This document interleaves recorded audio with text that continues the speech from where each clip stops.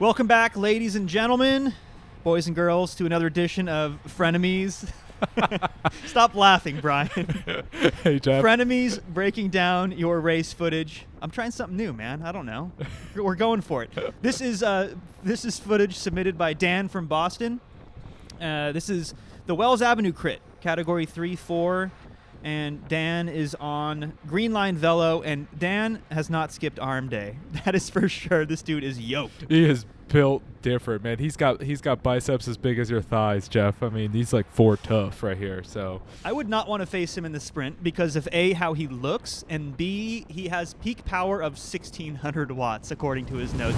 That's terrifying. I'm curious to see if he can unload on a course like this. Pretty straightforward. We don't have many obstacles on this course. The one thing is a crosswind, which is why the full disc on the rear is an interesting choice to me. Brian, what are your thoughts on this coming from the track? yeah, not a good call. One, in a crit like this, you know, when you're around all these other people, it's not always the safe move. And two, I bet he was thinking aero is everything, and Jeff, maybe this was our doing. We talk about aero No. all the time on this channel. Maybe this is our fault. I'm not taking credit. I'm not taking credit for this one, man. Let's dive into some race footage. I'm excited about it. All right. Okay, but first, a quick message from the sponsor of this video, and that is Surfshark VPN. That's right, Brian. We have VPN sponsorship now. A VPN is a virtual private network, so in short, they add a level of security in case anyone's trying to snoop and see what you're up to on the internet. But there's actually a lot of other benefits. Here's my use case. So, Brian, we are officially in professional bike racing season, and there's a lot of race streams going on that I really want to watch. But most of the good ones are in Europe, and I'm sure you guys know this problem. There is restricted access here in the States. You can go to those shady streaming sites, collect malware, or bam, flick on Surfshark VPN, and that restriction goes away. Plus, added benefit, if I flick on that Belgian VPN, I can work on my Flemish and get some pretty sweet streams over there. So anyway, why Surfshark? There's a whole bunch of other VPN services you can choose from, but with Surfshark, you can encrypt an unlimited number of devices pretty much across all platforms, and it's super easy to use. Plus, they have a promotion going on right now for super cheap, $2.49 a month. Check the link down in the description. That's promo code CYCLING, or scan this QR code. No obligations. You can cancel anytime. And Brian, let's talk about some bike racing. Okay, so we're just in the first half of this race still. And you got Dan with his teammate on the front here in the green. This is Green Line Velo. And his buddy's just going to roll off the front here and put a little dig in. Field seemed complacent. This is looking pretty good, but there's a couple of important things going on right here. Brian, give me your thoughts on this. First of all, strong right-to-left crosswind, which means he's on the wrong side of the road. You can see the flags even moving there on the left, which means he's boxed in A, he's not getting a good draft, B, and then now he's missing these attacks where teams like CCB, who have good representation in this race, get across. You need to be in their wheel when your teammate's off the front. First of all, you don't chase, right? Like, Dan, stop chasing.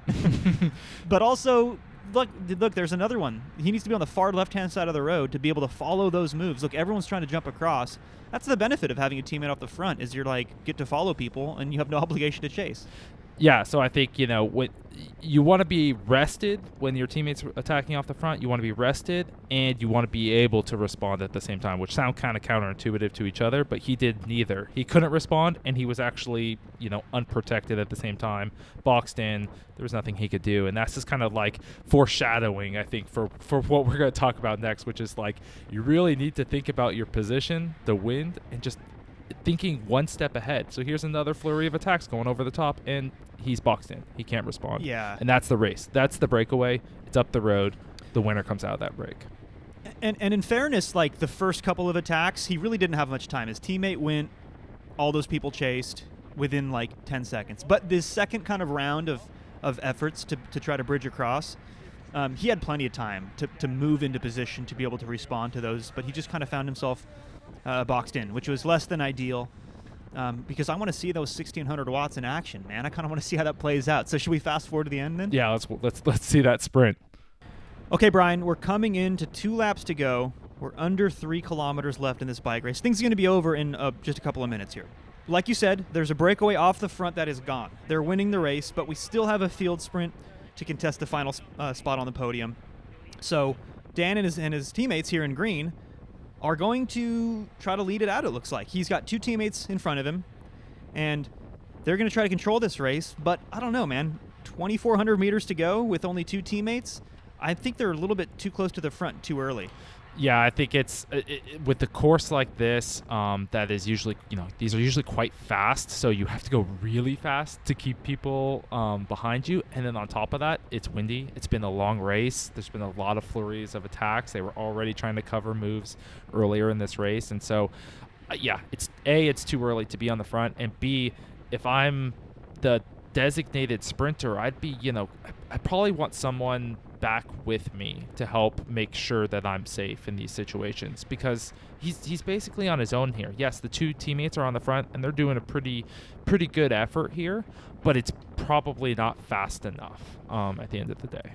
Yeah, and I'll give him credit for being more mindful of the wind this time. It looks like he's on the sheltered side, but like you said, I mean, it's the reason why it's really hard to control a race in the last couple of laps is because you have all these riders in the field who don't want it to come down to a field sprint, who don't have a 1,600-watt sprint like Dan does.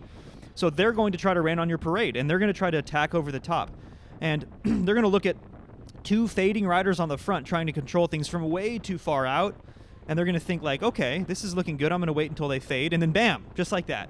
This is what I was worried about for Dan, is the counterattacks. Because now how do you control this with only 2 teammates who are already quite tired? Now you have to control all these attacks late in the race. Really hard thing to do.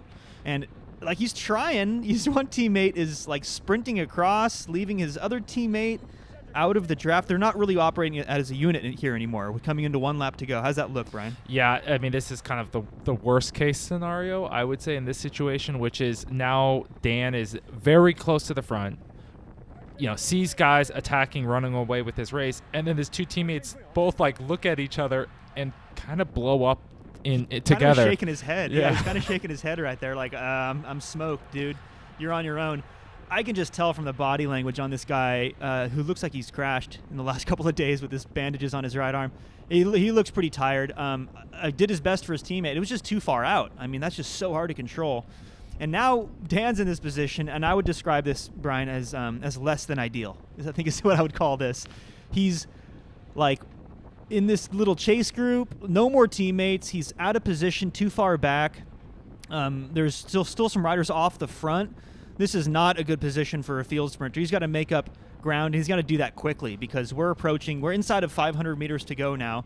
And it's kind of now or never. This rider with the orange helmet's looking like he's in better position, to be honest. Yeah, and I think, if you have as good a sprint as Dan, allegedly has, like, you have to make sure you have open road in front of you. And Dan kind of gets stuck in traffic here with, again, guys are coming backwards. And, there's this channel on the left, but, it closes in on him, and he's stuck. He had an opening there for a second with 200 meters to go is looking pretty good. But, now that he's finally found a way out from getting boxed in, it's like too little too late. And I don't know. I didn't see the 1,600 I was promised anyway. It's always tough at the end of a crit to hit those peak numbers that you hit on training days. But it's good to see Cat 3-4 guys starting to put together teamwork. It's great to see. They just need to sharpen it up a little bit, but I think it's a step in the right direction for sure. Best of luck in the future. Want to see how this develops. I mean, send us some more footage. If you can clean up that lead out and show us an actual 1,600-watt sprint, then we want to see it. Hell yeah.